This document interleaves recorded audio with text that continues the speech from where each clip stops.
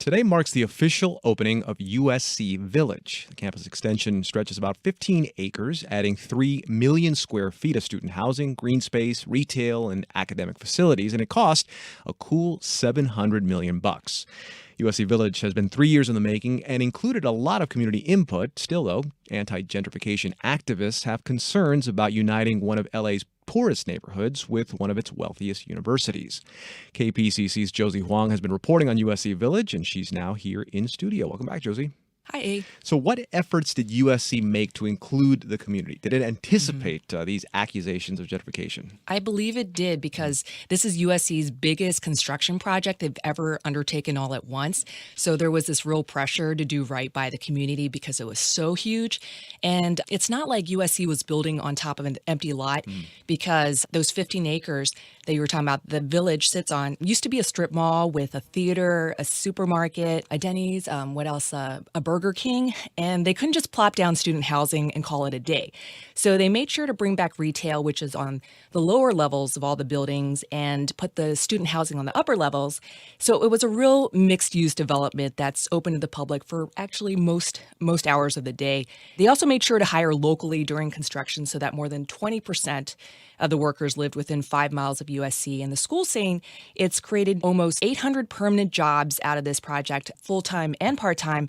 And it's a real mix of jobs. You've got custodians, security guards, retail workers, and the school's also made some outside investments like giving $20 million to the city to build subsidized housing and another $20 million to fix up the streets and sidewalks in the nearby neighborhood. You know, Josie, you mentioned the strip mall that was there in the movie theater. I was the manager of that movie theater a long time ago. Yeah, before radio for me. Now, critics say that the university can do a lot more, especially with housing. So what still needs to be done in their opinion? Yes. So even though USC has built housing for 2,500 students, these folks are saying that is still not enough because USC overall only provides housing for less than a third of its students, meaning the rest still have to go out into the neighborhood and look for places and compete with local families. And one housing advocate I spoke with, Joe Donlin with the group SAGE in South LA, his complaint is that some landlords prefer renting to students because they need less space than a family, but are often able to pay more per square feet. They're willing to put up with less space. Also, there's high turnover with students, so the landlord can raise the rent with each new student, even if the unit is rent controlled. And these housing advocates are saying to make a true difference, the university has to keep building housing because, USC Village, by offering a Target and a Trader Joe's, that isn't going to make things easier for renters in the neighborhood because the area is going to become more attractive. Land values are going to go up, and landlords will want to charge more money or will be able to. Now, USC isn't the only private university to come under fire for expansions that also impact lower income communities. What are some other institutions around the country that are in similar situations? Yeah, all over the country. So some other examples would be American University in D.C., Columbia on the Upper West Side in New York, Morningside Heights.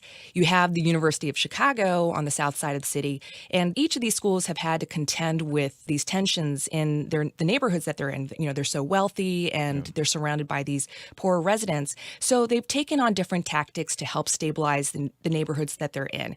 Like one very interesting example I found was with the University of Chicago. They have a program that helps full-time employees buy homes by loaning them up to $10,000 to go toward down payments on houses in the area. And this is good for the employees to live near work, but it's also good for the neighborhoods to have folks who are there to stay and are invested. And the thinking is that this will fight crime and blight. So these are examples of where you have these urban universities who have to work with the neighborhoods. Though I should mention that UCLA, for example, is in an urban area, but they're also in Westwood, so they don't have these same problems. Yeah. Now, how do USC's efforts stack up to the ones you mentioned? I guess the closest comparison you could make is with Columbia, which is in the middle of its own campus expansion into West Harlem. Scale-wise, it's an even bigger project than USC's, with 17 buildings costing over $6 billion compared to USC's $700 million University Village.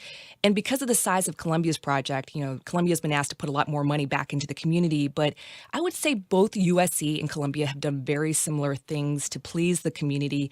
Like both schools schools gave their respective cities millions to go toward building subsidized, affordable housing. Both gave money to fix infrastructure in their cities, and both make a big point of touting the number of construction jobs they've created for locals. There seems to be a playbook by which these schools have to follow if they're going to do these big construction projects, and it seems related to housing and jobs. Now, when you reported on the opening of the village, what did students and residents of the area have to say about it? I would say the range was neutral to positive. When I talked to sophomore Hannah Allison, who's going to be living at the student village, she was very, very excited to be living in these fancy new digs.